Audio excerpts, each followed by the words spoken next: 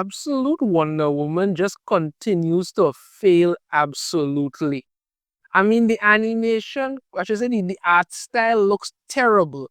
The story continues to make no sense. And then after what happened last time with the Tetracide, they decided to follow it up with something even more ridiculous. Because why not?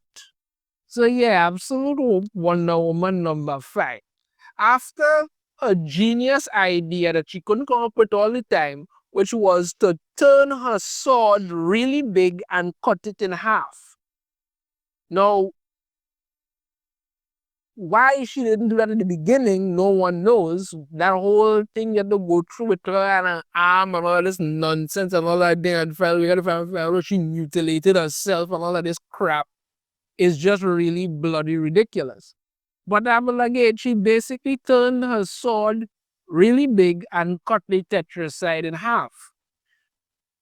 Apparently, that didn't kill it, but that's the best idea she came up with, one she could have done from the very start, I guess. But after she's done it now, again, like I said, the animation quality looks terrible. The way that they draw her, when you look at it up close, it looks really bad. From afar, sometimes it looks somewhat decent, but anytime it gets up close, it just looks really, really terrible.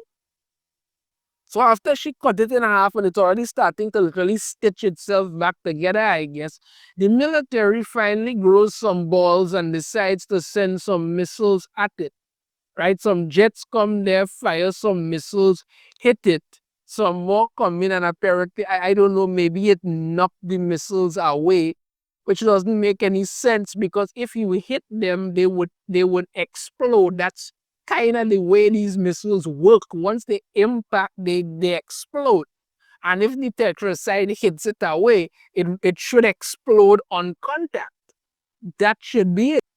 But it knocks the missiles away and the missiles go flying back to the city. So she goes off after the missiles, uses some magic, ends up diverting two of them, but back into, ends up diverting them back into the ocean, but one apparently is still heading towards the city.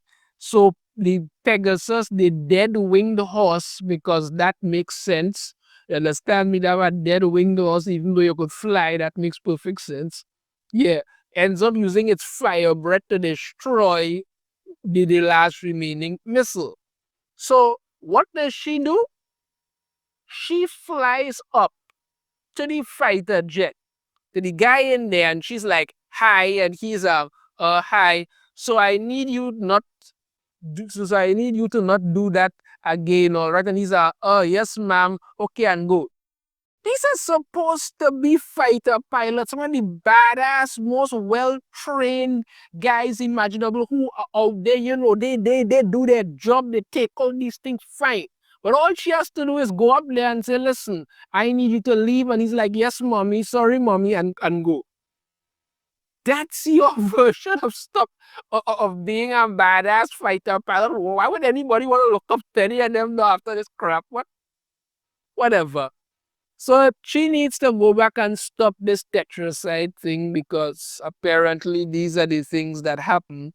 And then we go through this ridiculous, and I mean really, really ridiculous flashback to the Wild Isle with she and Cersei. And I have read this thing 3 times already, and I still cannot for the life of me understand what the hell is going on here. They try to structure it and explain it, but it just does not make any kind of sense, and I'm not going to put you through. So I'm going to speed run through as quickly as possible. She and Cersei are talking.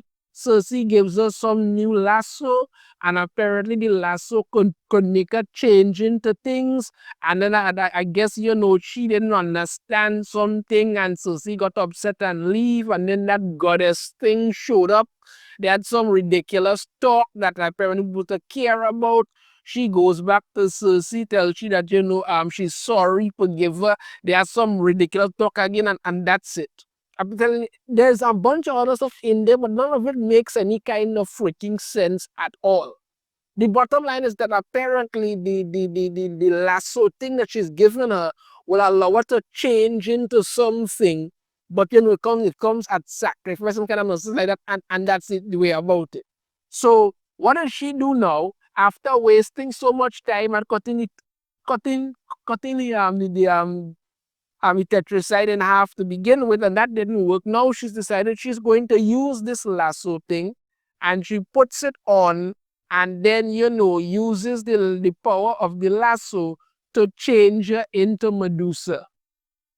Because apparently, when you get a big ass sword and cut it in half, and that didn't work, the next thing to do is to wrap a fancy green lasso around your arm and then change yourself into a scaly woman with snakes for hair. This just keeps getting more ridiculous. Like, how are these actual plans to do things? This doesn't make any. I tell you, boy, just oh God, boy, it's really ridiculous. So she turns into Medusa and goes after this tetracide. And apparently now, all of a sudden, the tetracide has eyes. It didn't have any before. There was no mention of it ever having eyes, but apparently now it has eyes. And anybody who looks upon Medusa instantly turns to stone. So because this story actually needed to make some common sense, she didn't even say common because the writer actually needed the story to somehow make sense as to why she turned into Medusa. Now the tetracide has eyes, and when it looks upon her, it instantly turns to stone. Big whoop. So first we had her making the sword big and cutting it in half. That didn't work. Let's have her turn into a giant scaly snake woman and then suddenly give the tetracide eyes so it could see, and that turns it into stone. For something that she was talking about how dangerous this thing is and it's death itself and there's nothing she could do, it turns out there's a whole hell of a lot she could do.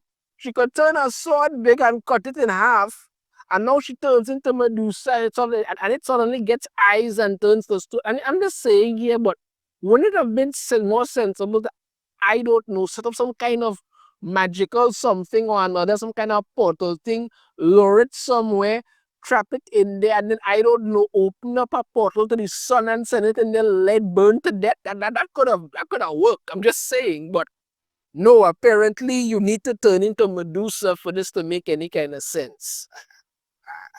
I don't get it. I really don't. Really don't. So she turns into Medusa, the thing turns to stone. All right, but then of course, that happens now. She can't turn back into herself.